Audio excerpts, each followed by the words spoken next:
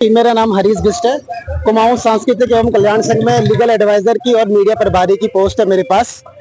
और ये हमारा 8वां उत्तरायणी कौतिक है।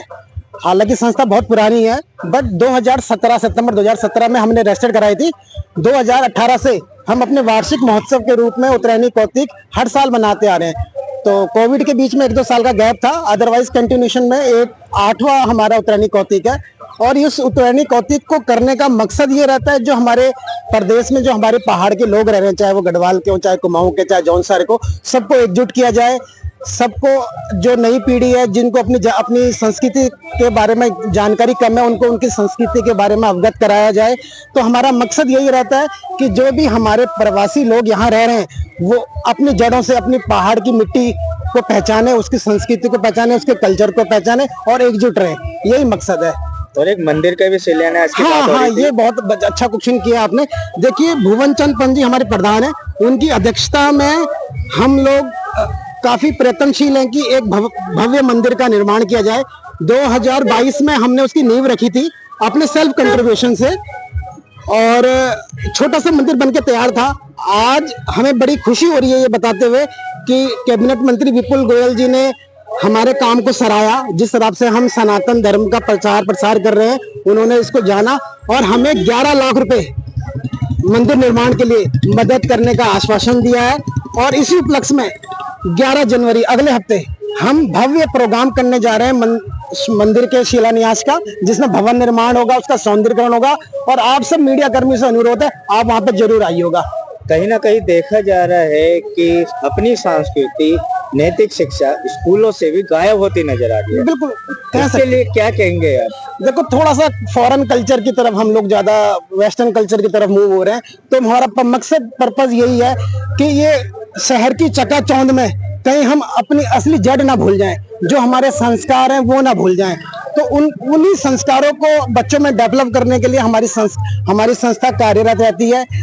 ये जो कार्यक्रम आप देख रहे हो, इसमें सारे कार्यक्रम में जो मोस्टली 2-3 कार्यक्रम कलाकारों के अलावा सारे कार्यक्रम हमारे बच्चों ने किए हैं, जो कभी पहाड़ ही नहीं गए। लेकिन इस कार्यक्रम के माध्यम से उनको अपनी भाषा, बोली, अपनी संस्कृति, हर चीज से वो लोग फैमिलियर हो रहे हैं। खुद कार्यक्रम कर रहे हैं तो वो और ज्यादा लर्न भी कर रहे हैं। तो मकसद यही है। हम कुमाऊं से बिलोंग करते हैं। कुमाऊं, गढ़वाल और उत्तराखंड, आप जानते हो कि उत्तराखंड के आदमी को सबसे ज्यादा ईमानदार माना जाता है। ईमानदार का तो सर्टिफिकेट है, और ये विरासत में हमको हमारे पूर्वजों से मिला हुआ है। तो हम अपनी जनरेशन को इस प्रोग्राम के माध्यम से और अपने कल्चरल इवेंट से यही बताते हैं कि जो विरासत पूर्वजों ने हमें दी है, ईमानदारी की जो हमारी इमेज दी है, उसको खराब मत होने देना। आप कंपटीशन करो, शहर में करो, पढ़ाई करो, आगे बढ़ो, लेकिन अपनी मिट्टी, अपनी पहाड़ की खुशबू, अपनी संस्कृति को बनाए रखो।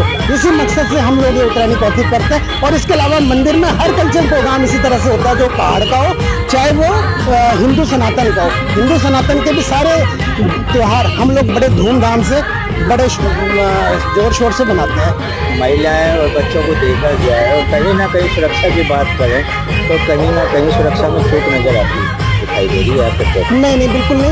हमारी 18 लोगों की टीम हमने स्पेशली इसी काम के लिए रखी है, जो केवल महिलाओं, जो हमने रूम सेपरेट कर रखा है जहाँ पर बच्चे तैयार हो रहे हैं, वहाँ पर 18 हमारी महिला कर्मी जो साथी हैं, उन लोगों की ड्यूटी लगाई है महिला वार्ड में, ताकि किसी तरह का कोई दिक्कत ना हो।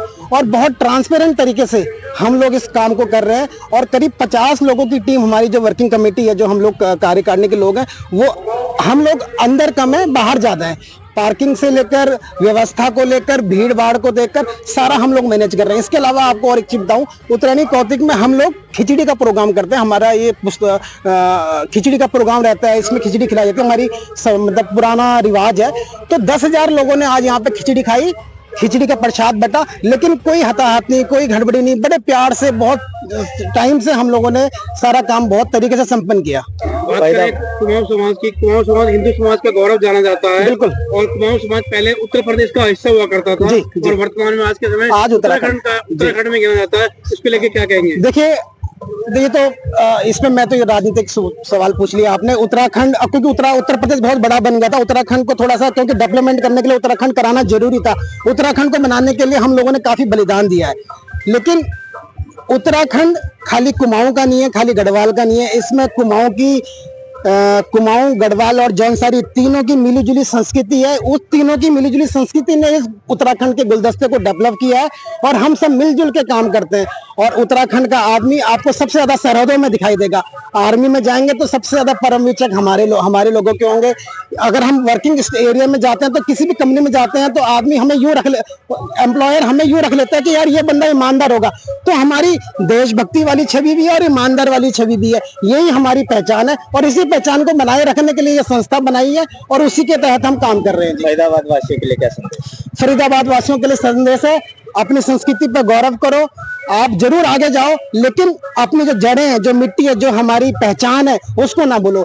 पहले अपने प्रदेश की संस्कृति, फिर अपने देश की संस्कृति, बड़ों का सम्मान, यही हमारा मकसद है और यही मैसेज है। धन्यवाद जी।